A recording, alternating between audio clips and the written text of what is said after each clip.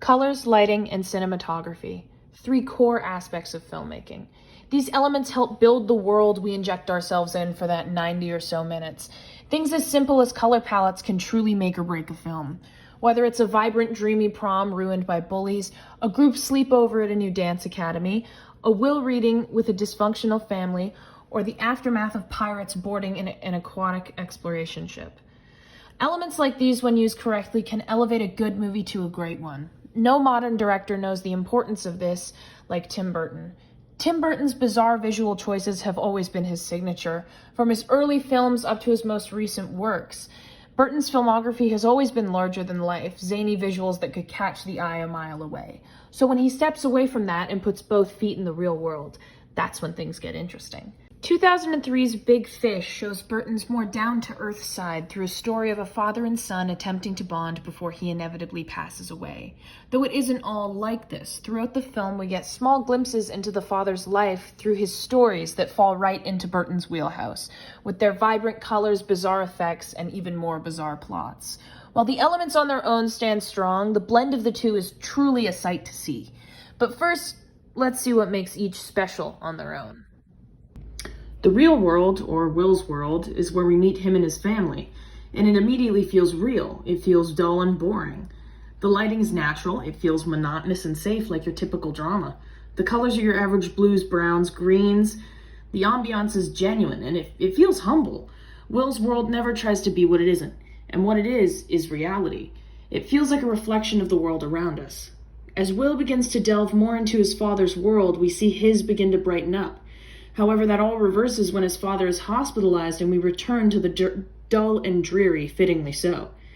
Will's world is the anchor of the story, which we don't get much in Burton's work. He enjoys keeping us up in space, but Will's side of the story pulls us back down. After all, that's what Will has always tried to do, be real. He sees his father as a liar due to his eccentric stories Will assumes to be fake, and in order to never do that to his family in the name of honesty, his lens of the world is anything but filtered, which is polar opposites with his father. Ed's world is anything but monotonous. Right from our first introduction to it, Ed's world that he's built through stories over the years is bright. The colors are bright and feel lively, youthful, and free. The camera moves with the story's pace, immersing us and the listener even further. The hazy filter that's put over most shots just feels right. While the stories are true, they're exaggerated and amplified into a dream life and image. These stories have the ability to make Ed the most interesting guy in the room, and we see why. Through vivid storytelling, he paints a picture that's made clear by Burton.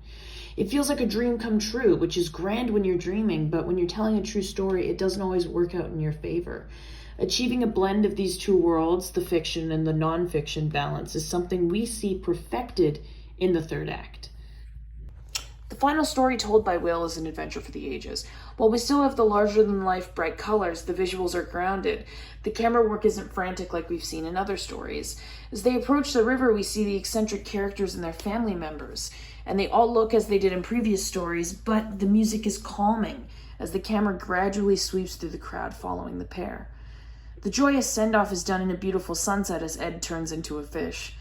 That shot is the two sides of the story in perfect harmony, showing Will that those larger-than-life stories can be just as beautiful as the normal ones.